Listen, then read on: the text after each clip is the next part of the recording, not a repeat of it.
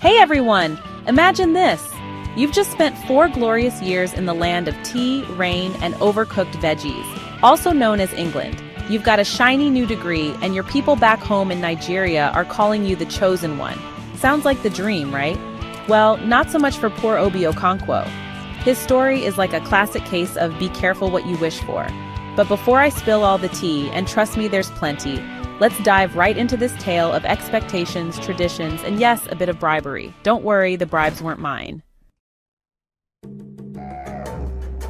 Meet Obi Okonkwo, the grandson of that Okonkwo from Things Fall Apart.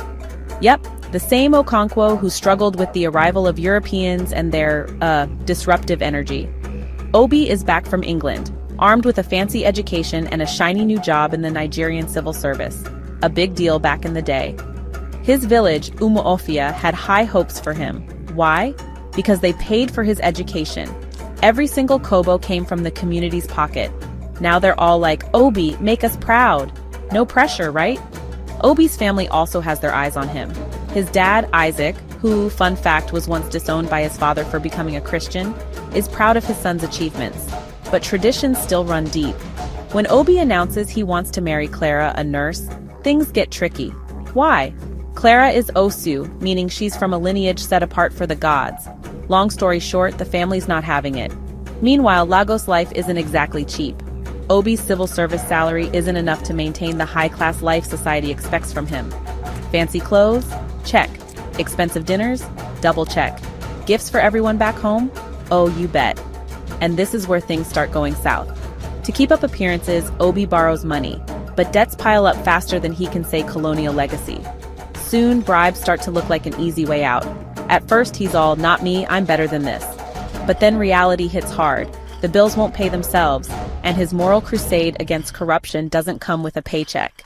And just like that, our boy Obi becomes the very thing he swore to fight. Ah, the irony. So what's this tragic tale, you ask? It's all in No Longer at Ease by Chinua Achebe. This is the second book in Achebe's African trilogy, following Things Fall Apart. You don't have to read the first one to enjoy this, but it adds a layer of depth if you do. Achebe sets this story in pre-independence Lagos, capturing a Nigeria that's caught between traditional values and modern pressures. Think of it as a cultural tug-of-war. At its core, this novel asks some big questions. Are our actions a reflection of society's expectations? Can one person fight a culture of corruption, or does society ultimately win? Obi's downfall is painfully relatable. He starts off wanting to be a beacon of integrity. But society's pressures, family expectations, financial struggles, and the elite lifestyle slowly chip away at his resolve. And here's the kicker. Achebe doesn't portray Obi as a villain. He's a victim of a system that demands too much and gives too little.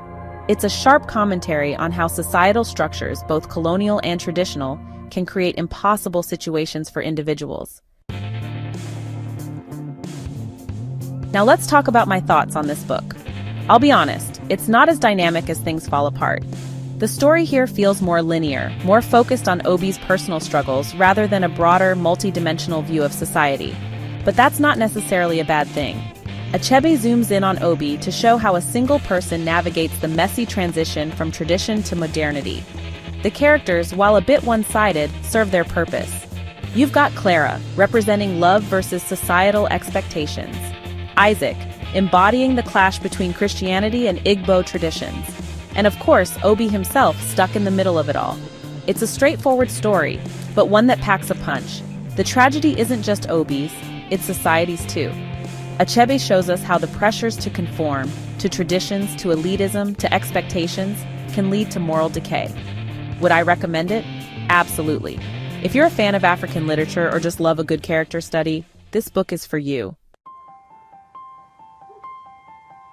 And let's take a moment to appreciate Chinua Achebe. This man was a literary legend who gave African literature a global stage. His ability to weave stories that explore identity, tradition, and societal change is unmatched. No Longer at Ease is a testament to his brilliance. It's not just a book, it's a mirror reflecting the struggles of a transitioning society. So if you haven't read it yet, go grab a copy. Links in the description. And when you do, let me know your thoughts in the comments. Did you sympathize with Obi? Did you want to shake him? Or did you, like me, just sit there thinking, wow, life really isn't fair sometimes? Thanks for watching, everyone. Don't forget to like, subscribe, and hit that notification bell so you don't miss more bookish content. Until next time, keep reading, keep questioning, and remember, life may not be fair, but great stories like this make it worth exploring.